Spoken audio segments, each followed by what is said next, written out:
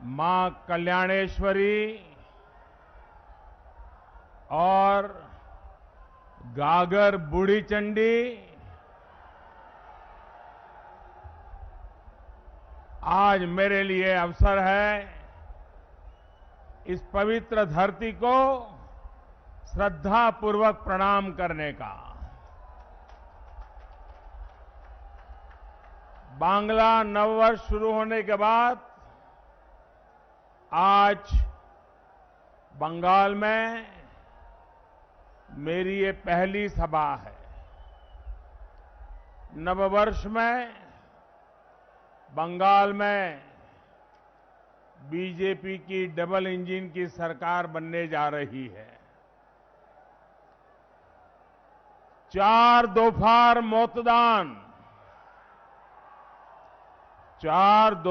मतदान टीएमसी होलो खान खान।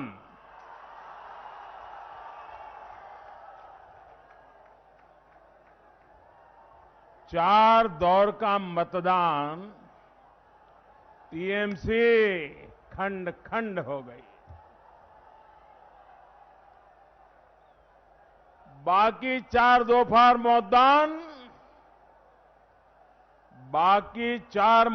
मतदान दीदी भाईपो टिकट कटान।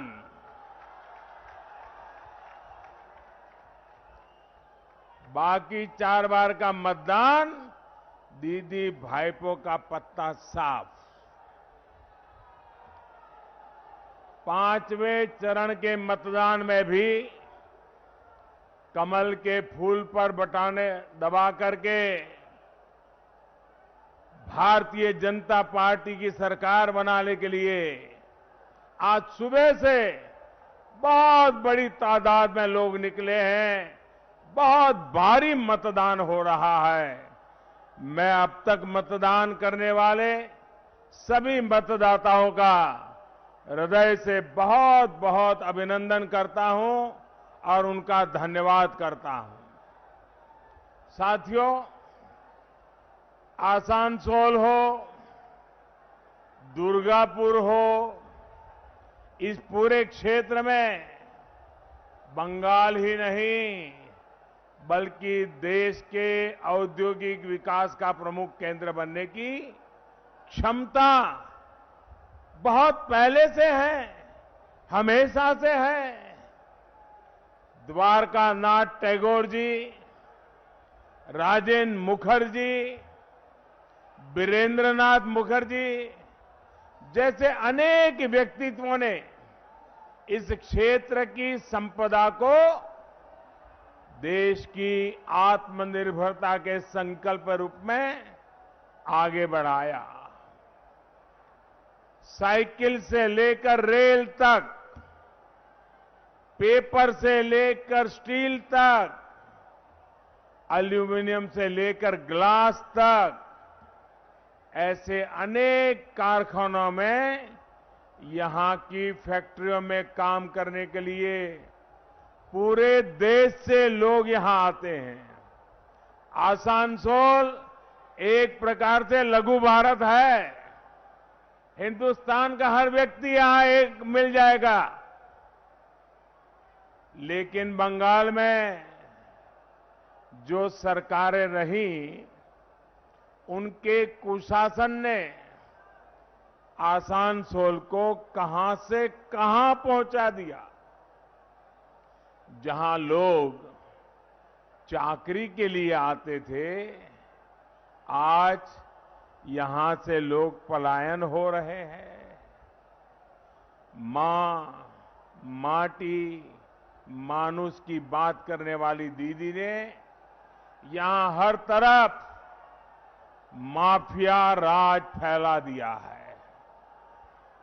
आसनसोल की प्राकृतिक संपदा को लूटने के लिए कोयला माफिया, नदियों की बालू को लूटने के लिए अवैध खनन माफिया, सरकारी जमीन पर कब्जे के लिए भू माफिया। साथियों, यहां सालनपुर, बाराबनी, जमूरिया, रानीगंज, उखड़ा, बल्लालपुर से लेकर बांकुड़ा बॉर्डर तक अवैध कोयला खनन का साम्राज्य फैला हुआ है। यहां का कोयला, रेत और दूसरे खनिजों को काला माल कहा जाता है। किस किस तक पहुंचता है, ये हर कोई जानता है। बंगाल के ट्रक वालों को, ट्रांसपोर्ट से जुड़े साथियों को, यहां के उद्यमियों को जो बाइपो टैक्स देना पड़ता है, वो भी बंगाल के लोग भली भांति जानते हैं। साथियों, इस चुनाव में आपका एक वोट सिर्फ टीएमसी को साफ करेगा इतना ही नहीं है, बल्कि आपका एक वोट यहां से माफिया राज को भी साफ करेगा।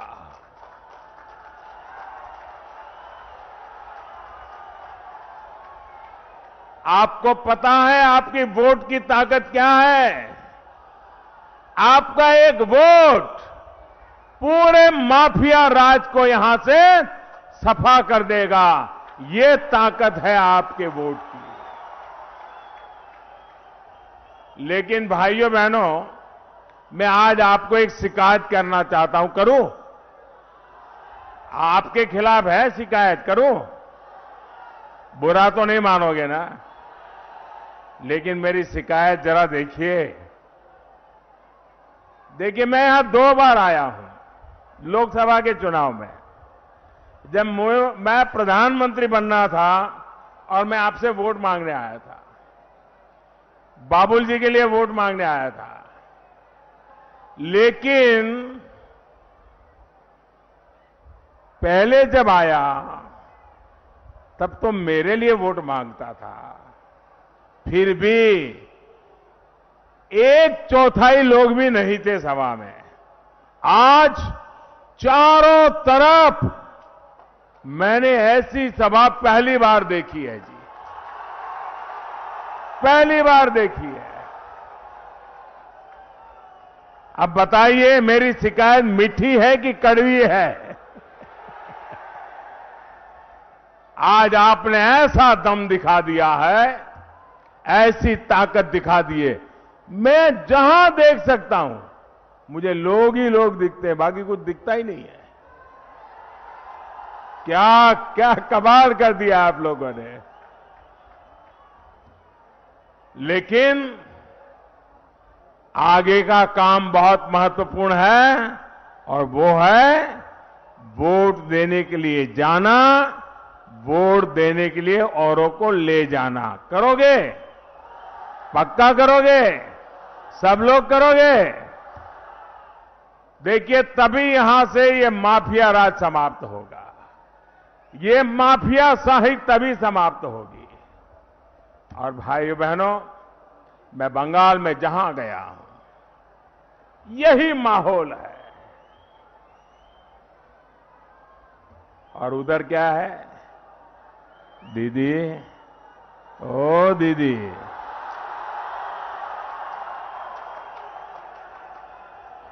देखिए दीदी, ओ दीदी, 2 मई में अब सिर्फ आधा महीना बचा है।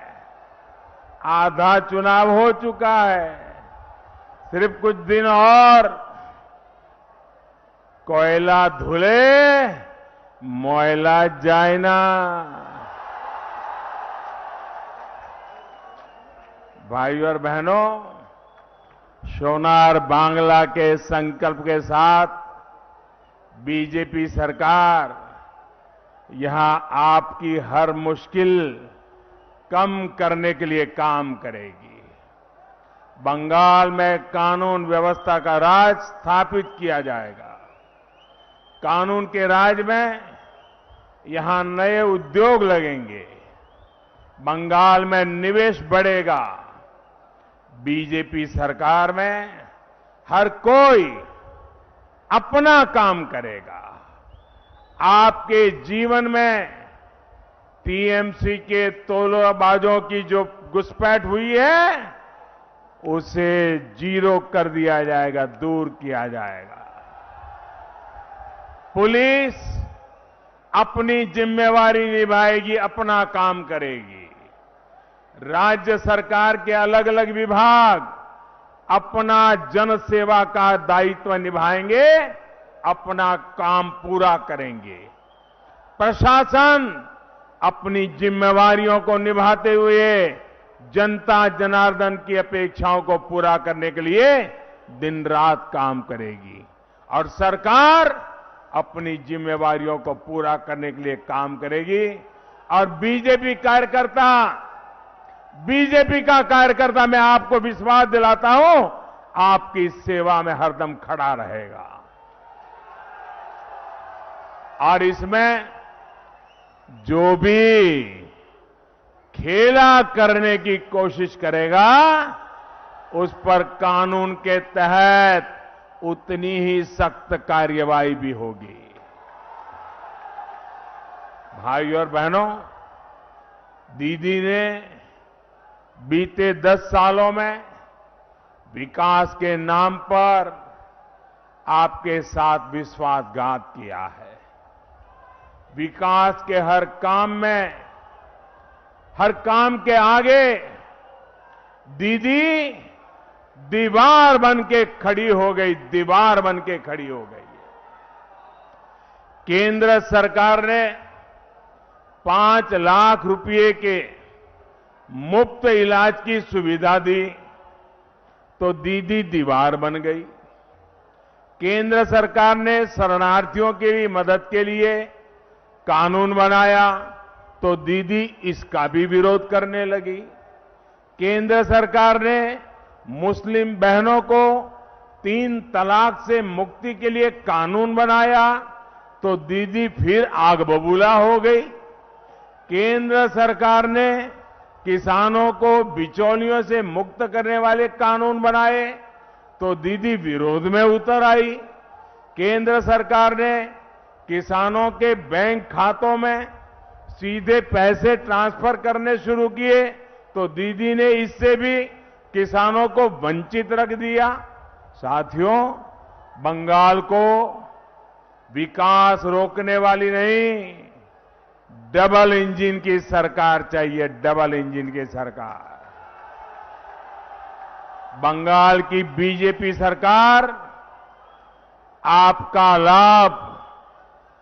आपका लाभ कराने वाली हर उस योजना को लागू करेगी जिन्हें दीदी की सरकार ने रोका हुआ है। पहली ही कैबिनेट में पीएम किसान सम्मान निधि पर बड़ा फैसला लिया जाएगा। बंगाल के हर किसान के खाते में 18,000 रुपये सीधे ट्रांसफर हो, जिसको दीदी ने रोकने की कोशिश की। 2 मई के बाद, नई सरकार बनने के बाद दीदी नहीं रोक पाएगी, क्योंकि सरकार आपने बनाई है, आपके लिए बनाई है और वो आपके लिए काम करेगी।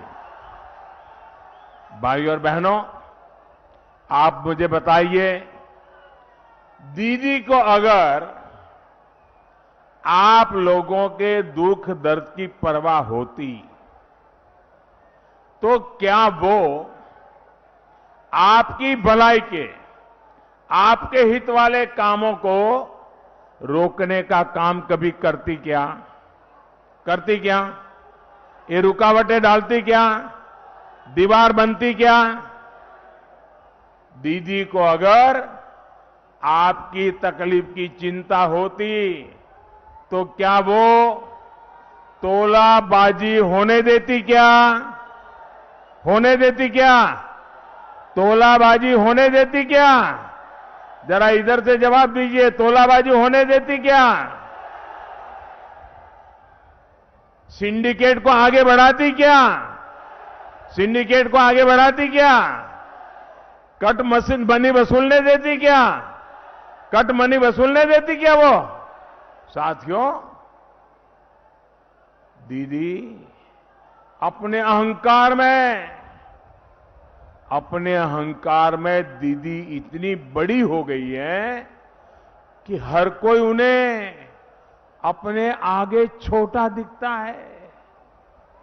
केंद्र सरकार ने अनेक बार अनेक विषयों पर बात करने के लिए बैठकें बुलाई है, लेकिन दीदी कोई न कोई कारण बताकर इस बैठकों में नहीं आती।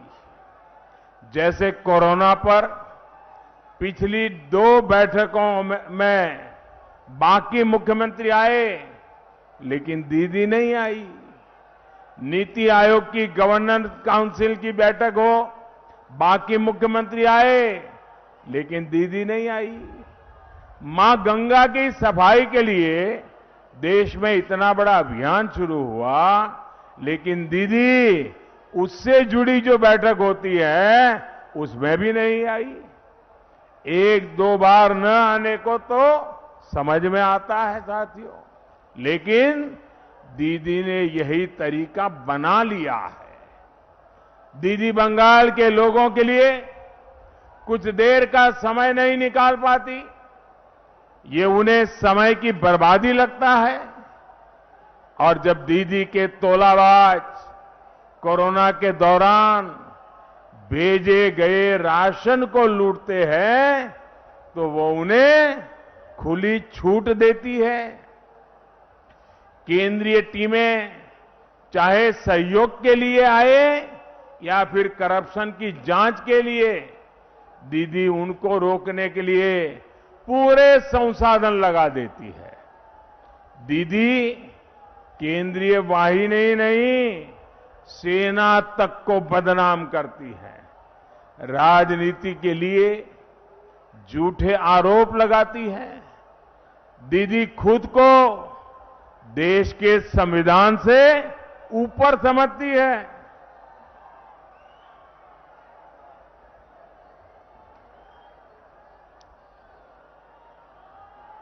दीदीर चोखे अहंकारेर पर्दा, दीदी की आंखों पर अहंकार का पर्दा चढ़ा हुआ है। भाइयों और बहनों, दीदी की राजनीति सिर्फ विरोध और गतिरोध तक सीमित नहीं है, बल्कि दीदी की राजनीति प्रतिशोध की खतरनाक सीमा को भी पार कर गई है। बीते 10 साल में बीजेपी के अनेकों कार्यकर्ताओं की हत्या की गई है। अभी मेरी यहां ऊपर आने से पहले कई पीड़ित परिवारों से बात हुई है। दीदी की वजह से न जाने कितनी माताओं ने अपने बेटों को खोया है, न जाने कितनी बहनें आज भी अपने भाई का इंतजार कर रही है। दीदी की निर्ममता, उनकी असंवेदनशीलता हमें कुछ दिन पहले ही फिर एक बार दिखाई दी है, सुनाई दी है। साथियों, कुछ बिहार में जो हुआ उस पर कल एक ऑडियो टेप आपने सुना होगा। वो ऑडियो टेप सुना क्या आपने? सुना? 5 लोगों की दुखद मृत्यु के बाद दीदी किस तरह राजनीति कर रही है, ये इस ऑडियो टेप के अंदर साफ साफ खुल गया है, सामने आता है। इस ऑडियो में कुछ बिहार के टीएमसी नेता को कहा जा रहा है कि मारे गए लोगों के शवों के साथ रैली निकालो। दीदी वोट बैंक के लिए कहां तक जाएगी आप? सच्चाई ये है कि दीदी ने कुछ बिहार में मारे गए लोगों की मृत्यु से भी अपना सियासी फायदा करने की सोची। शवों पर राजनीति करने की दीदी को बहुत पुरानी आदत है। साथियों, दीदी ने बंगाल में यह हाल बना दिया है। जनता ने भी जब उनके विरोध की कोशिश की तो उसको कुचल दिया गया। बंगाल की जनता के अधिकार दीदी के लिए कोई मायने नहीं रखते। 2018 के पंचायत चुनाव पश्चिम बंगाल कभी नहीं भूल सकता। वर्धमान से लेकर बांकुरा, वीरभूमि, मुर्शिदाबाद के लोगों को आज भी याद है कैसे उनके अधिकारों को छीना गया। आप सोचिए, बंगाल में 20,000 से ज्यादा पंचायतों में सीधे दीदी के तोलाबाजों को निर्वाचित कर दिया गया। दीदी ने इतना आतंक फैलाया कि 1/3 से भी ज्यादा पंचायतों में कैंडिडेट पर्चा तक नहीं भर पाए। हमले के डर से व्हाट्सएप तक पर नॉमिनेशन फाइल करने पड़े। जीत के बाद भी जनप्रतिनिधियों को पड़ोसी राज्यों में शरण लेनी पड़ी।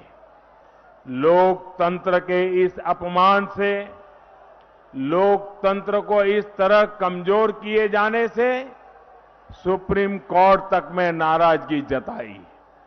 लेकिन दीदी ने लोकतंत्र का सम्मान नहीं किया, लोकतंत्र की परवाह नहीं की। साथियों, बंगाल और भारत के लिए रवि ठाकुर का आदेश है, रवि ठाकुर का आदेश है, चित्तो जेथा भय शून्य, चित्तो जेथा भय शून्य। हृदय जहां भय मुक्त रहे। लेकिन दीदी का प्रयास रहता है चित्तो जेथा भय आक्रांतो, चित्तो जेथा भय आक्रांतो। हृदय जहां भयाक्रांत रहे। दीदी को इस बार के चुनाव में छप्पा वोट नहीं करने दिया जा रहा तो वो और बौखला गई है।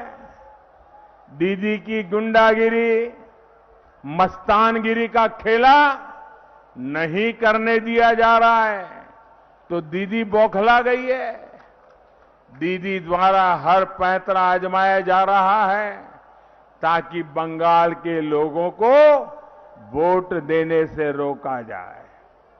टीएमसी द्वारा अभियान चलाए जा रहे हैं, चुनाव आयोग पर दबाव बनाया जा रहा है। दिल्ली से लेकर बंगाल तक दीदी ने मोदी के खिलाफ मोर्चा खुलवा दिया है। दीदी, ओ दीदी,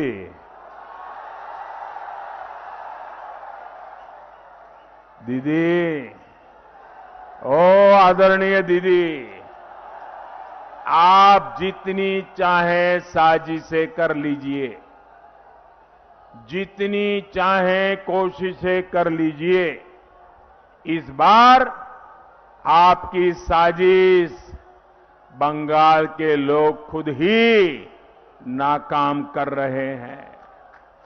इस बार बंगाल के लोगों ने ही आपके खिलाफ मोर्चा खोल दिया है। बंगाल के लोगों ने आप पर अभूतपूर्व विश्वास किया था। अब वो आपको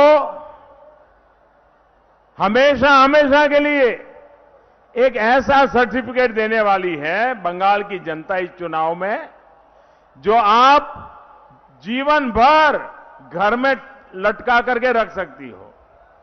कौन सा सर्टिफिकेट जनता देने वाली है? जो 2 मई को सर्टिफिकेट आने वाला है। वो सर्टिफिकेट आने वाला है भूतपूर्व मुख्यमंत्री। यानी दीदी, ये बंगाल की जनता अब आपको आजीवन एक सर्टिफिकेट देने वाली है, भूतपूर्व मुख्यमंत्री लेके घूमते रहना। भाइयों बहनों, बंगाल के लोगों से आपकी नफरत भी महसूस कर रहे हैं। दीदी के करीबी शेड्यूल कास्ट के मेरे भाइयों और बहनों को भिखारी कहते हैं। दीदी चुप रहती है। दीदी के करीबी बीजेपी को वोट देने वालों को बंगाल से बाहर फेंकने की धमकी देते हैं। दीदी चुप रहती है। किसी की दुखद मृत्यु पर दीदी की संवेदना भी वोट बैंक का फिल्टर लगा करके ही प्रकट होती है। दीदी पश्चिम बंगाल आपकी दुर्नीति से परेशान है, इतना ही नहीं है बल्कि बंगाल को आपकी नीयत पर भी शक है। इसलिए पश्चिम बंगाल के कोने से एक ही आवाज सुनाई दे रही है, किच्छु नहीं तृणमूल, किच्छु नहीं तृणमूल, ए बार वोट पोद्दो फूले। कुछ नहीं अब तृणमूल में, इस बार वोट कमल फूल में। भाई और बहनों, 10 साल तक दीदी ने बंगाल को भेदभाव और पक्षपात वाली सरकार दी है। हालत तो ये है कि स्पोर्ट्स क्लबों खिलाड़ियों तक की मदद में भी दीदी ने भेदभाव किया। जो स्पोर्ट्स क्लब दीदी का गुणगान करें, उनके गीत गाएं, उन्हें पैसा, जो खेल पर अपना ध्यान दे, बंगाल का नाम रोशन करे, वो स्पोर्ट्स क्लब यहां पैसों के लिए तरसते हैं। दीदी की इसी दुर्नीति की वजह से बुजुर्गों को मिलने वाला भाता तक सभी लाभार्थियों तक नहीं पहुंच पा रहा है। गांव की सड़क को भी दीदी की सरकार ने राजनीति का शिकार बना दिया। मनरेगा की मजदूरी हो या फिर आपदा की राहत हो, दीदी की सरकार ने सब में भेदभाव किया, पक्षपात किया। आपको 3 साल पहले की रामनवमी याद है? आसनसोल रानीगंज के दंगे कौन भूल सकता है? इन दंगों में सैकड़ों लोगों के जीवन भर की मेहनत राख हो गई। सबसे ज्यादा नुकसान गरीबों का हुआ, पटरी पर दुकान लगाने वालों और छोटे व्यापारियों का हुआ। दंगाइयों का साथ किसने दिया? दंगाइयों का साथ किसने दिया? दंगाइयों का साथ किसने दिया? पूरी ताकत से बोलिए, पता चले देश को, दंगाइयों का साथ किसने दिया? दंगाइयों का साथ किसने दिया? तुष्टीकरण की नीति किसने पनपाई? तुष्टीकरण की नीति किसने पनपाई? किसके कारण पुलिस दंगाइयों के पक्ष में खड़ी रही? किसके कारण पुलिस दंगाइयों के पक्ष में खड़ी रही? एक ही जवाब है ना? एक ही जवाब है ना? हर कोई कह रहा है दीदी के कारण, दीदी के कारण, दीदी के कारण। भाइयों और बहनों, जो विकास पर विरोध को, विश्वास पर प्रतिशोध को, सुशासन पर राजनीति को प्राथमिकता देती है, ऐसी सरकार पश्चिम बंगाल का भला नहीं कर सकती। इसलिए बंगाल को आशोल परिवर्तन चाहिए। आशोल परिवर्तन, आशोल परिवर्तन बंगाल में सबका साथ, सबका विकास, सबका विश्वास के लिए। आशोल परिवर्तन बंगाल के युवाओं को रोजगार के लिए। आशोल परिवर्तन बंगाल में कानून के राज के लिए। आशोल परिवर्तन बंगाल की भलाई के लिए। साथियों, दीदी के राज में महिलाओं के साथ जो अत्याचार हुआ है, उसकी चर्चा तक दीदी ने नहीं होने दी।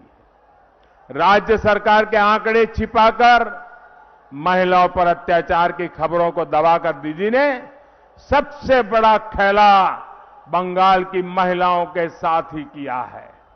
मैं आज विशेष रूप से बंगाल की बहन बेटियों को एक बात के लिए आश्वस्त करता हूं। बीजेपी की सरकार हर वर्ग, हर मत मजहब को उसकी बेटी की सुरक्षा और सम्मान को सुनिश्चित करेगी। दीदी की सरकार ने यहां रेप जैसे संगीन अपराध के दोषियों को जल्द से जल्द सजा सुनाने के लिए फास्ट ट्रैक कोर्ट पर अड़ंगा डाला, उसको रोक दिया।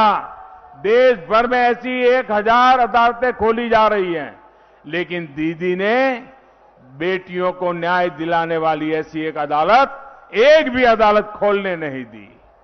बीजेपी सरकार में फास्ट ट्रैक कोर्ट का भी तेजी से निर्माण किया जाएगा। गरीब, दलित, आदिवासी बेटियों को यहां से दूसरे राज्यों में भेजने का जो अवैध काम किया जाता है, उस पर रोक लगाने के लिए सख्त कदम उठाए जाएंगे। साथियों, सोनार बांग्ला का यही संकल्प बंगाल बीजेपी ने अपने संकल्प पत्र में रखा है। बंगाल में ease of living, ease of doing business का माहौल बनाया जाएगा। यहां के इंफ्रास्ट्रक्चर पर रोड, रेल, एयर, इंटरनेट, हर प्रकार की कनेक्टिविटी को डबल इंजन सरकार डबल स्पीड के साथ आधुनिक बनाएगी। इस क्षेत्र को आर्सेनिक युक्त जहरीले पानी से मुक्ति मिले, इसके लिए पाइप से हर घर जल के प्रकल्प को तेजी से यहां पर लागू किया जाएगा। दीदी ने जो कुछ भी लाभ आप तक पहुंचने से रोका है, वो तेजी से मिलेगा।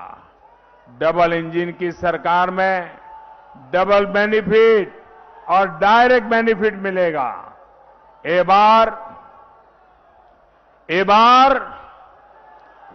এবার সংঘাত নয়, এবার সংঘাত নয়, সহযোগিতা হবে। এবার বিরোধ নয়, বিকাশ হবে। এবার মনে ভয় নয়, পেটে ভাত হবে। এবার শিক্ষা হবে, শিল্প হবে, কর্মসংস্থাन হবে। आप इतनी बड़ी तादाद में आशीर्वाद देने के लिए आए, मैं आपका बहुत बहुत आभार व्यक्त करता हूं। दोनों हाथ ऊपर करके मेरे साथ बोलिए, भारत माता की, भारत माता की, भारत माता की।